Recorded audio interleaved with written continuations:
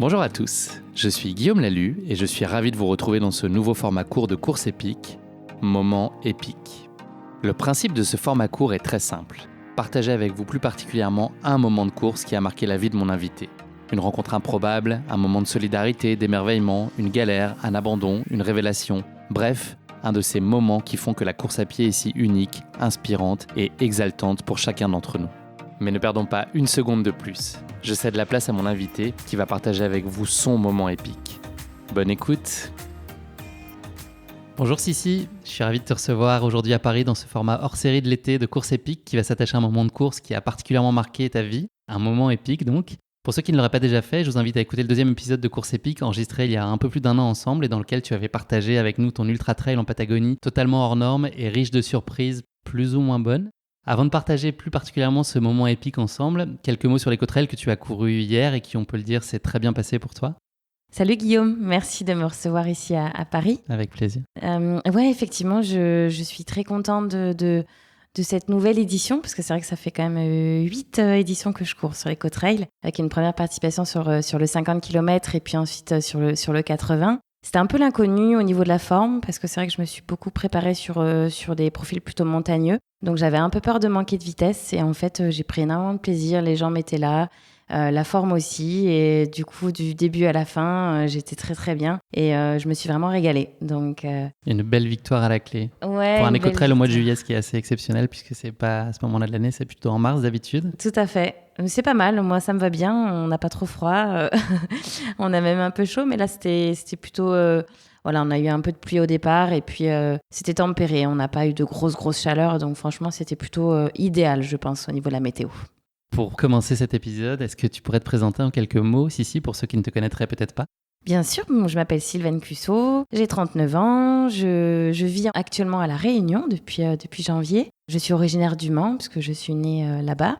J'ai pas mal vadrouillé dans ma vie parce que j'ai fait quelques années sur Toulouse, quelques années sur Angers et puis dans le Gard aussi à Uzès. Voilà, je fais de la course à pied depuis mon plus jeune âge et puis du trail running le plus particulièrement depuis 2013. J'ai la chance d'être accompagnée par des partenaires comme ASICS ou Iron et puis Iron qui est également mon employeur puisque je travaille pour la société depuis maintenant 2012. Est-ce que tu peux nous en dire plus sur la course sur laquelle tu as vécu ce moment épique qu'on va partager ensemble aujourd'hui ? Oui, alors c'est une course qui s'est déroulée cette année au Cap-Vert, sur l'île de San Antao, une course de 120 km et à peu près plus de 7000 mètres de dénivelé positif. Donc c'est une épreuve qui se déroule organisée par le TREG, une organisation qui organise beaucoup de courses en Afrique. Donc voilà, c'était un peu particulier au niveau du contexte puisque c'était sorti du Covid, donc on était en effectif restreint. Et puis c'est vrai que c'est plus un séjour sportif pour les participants que vraiment une course, parce qu'on est parti une semaine entière là-bas avec pas mal d'activités en dehors de la course. Et donc il s'est trouvé qu'on a... La particularité de cette course, c'est qu'elle se déroule en auto-navigation, donc pas de balisage.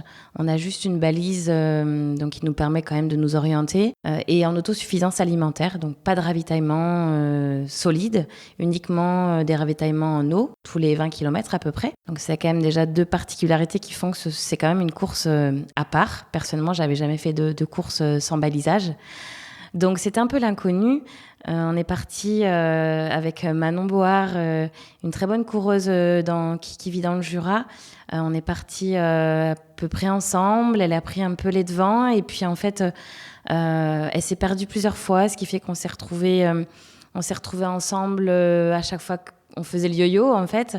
Donc on s'est dit on ferait mieux de faire la course ensemble. Donc voilà, il s'est trouvé que on a décidé de faire course commune sur la totalité du parcours. Alors c'est pas évident parce que quand on est deux, il faut gérer les coups de moins bien, les coups où on est mieux. Mais c'est vrai que on s'est dit une course comme ça où tu te retrouves au milieu de nulle part, ça peut être assez vite angoissant dans la nuit. Le Cap-Vert c'est particulier parce qu'il n'y a pas d'habitation, c'est aride, c'est une île qui est vraiment différente de ce qu'on a ici en France. Donc on avait peur de se perdre de nouveau. Donc voilà, le fait de vivre la course à deux, je pense que ça nous a apporté finalement plus de positif qu'autre chose et ça nous a permis de voir la course du bon côté finalement. Et Et finalement, de prendre plus de plaisir que peut-être si on avait fait séparément, on aurait eu des moments un peu plus compliqués ou on se serait peut-être retrouvé dans des moments un peu angoissants. Et même, on s'est dit l'une l'autre, peut-être que si on avait fait course séparée, on serait peut-être pas allé au bout parce que à un moment donné, quand t'es complètement perdu au milieu de nulle part, t'as tendance, le moral flanche et à te dire bon, c'est bon, j'arrête. Donc voilà. Et donc ce moment épique, ça a été justement un moment où vous avez un peu perdu la trace, c'est ça ? Ce moment épique, la trace, on l'a perdue de nombreuses fois, mais effectivement, à un moment donné, on s'est complètement perdu. On s'est retrouvé à plus de 7 km de la trace, sans être capable de retrouver le sentier qui nous permettait de retrouver la trace. Sans eau, à ce moment-là, on était vraiment assoiffés. On s'était dit, bon, on n'a pas de solution dans la précipitation. Et puis, vraiment, en survie, on s'est dit, on va essayer de trouver une maison. Et puis, c'est tant pis d'aller chercher de l'eau parce qu'on était vraiment, vraiment pas bien. Et en descendant, donc toujours hors trace, on est tombé par hasard sur le photographe de la course qui faisait voler le drone, en fait, au-dessus du sentier pour essayer de prendre les coureurs en hauteur, en fait. Donc, pour nous, c'était un peu comme le Messie, quoi. On l'a vu, on s'est dit, c'est pas possible, on a une hallucination, c'est pas lui, c'est pas Christophe. Et en fait, c'était lui. Donc, on l'a retrouvé, il nous a remis il nous a montré par où il fallait aller pour retrouver la trace. Et puis, il nous a annoncé que François était juste devant, François Den, qui malheureusement, pour lui, a eu des problèmes de crampes, etc. Et a dû s'arrêter plusieurs heures au ravitaillement qui a suivi. Donc voilà, il y a eu un grand moment de solitude avant de retrouver, de tomber sur ce photographe, sur Christophe. Et puis après, ce moment où tu raccroches, en fait, où tu te retrouves un petit lueur d'espoir. Et en plus, c'était au moment de la tombée de la nuit. Donc, c'était quoi, après une 50aine de kilomètres, c'est ça ? À peu près, ouais, à peu près. Donc on était encore quand même au début, il en restait encore un gros morceau. Et donc la suite, au-delà de ce moment épique, est-ce que tu peux nous raconter votre course à vous toutes les deux et puis le petit sujet avec François qui était lui qui avait mis le clignotant et qui avait dû faire une pause ? C'est vrai que du coup on est arrivé au ravitaillement, il faisait nuit. François dormait parce qu'il a dû s'arrêter pour essayer de permettre à son corps de se requinquer. Et puis c'était devenu notre petit défi à nous avec Manon de pas se faire redoubler par François parce qu'on était persuadés qu'il allait s'arrêter 1 heure ou 2 maxi, qu'il allait reprendre ensuite la route. En fait, il s'est arrêté plus longtemps que prévu, mais nous, on ne le savait pas. Donc, c'est vrai que c'était notre petit challenge à nous de ne pas se faire redoubler par François. Alors, à chaque ravitaillement, on demandait aux bénévoles « Et François, il en est où ? Et François, est-ce qu'il est reparti ?»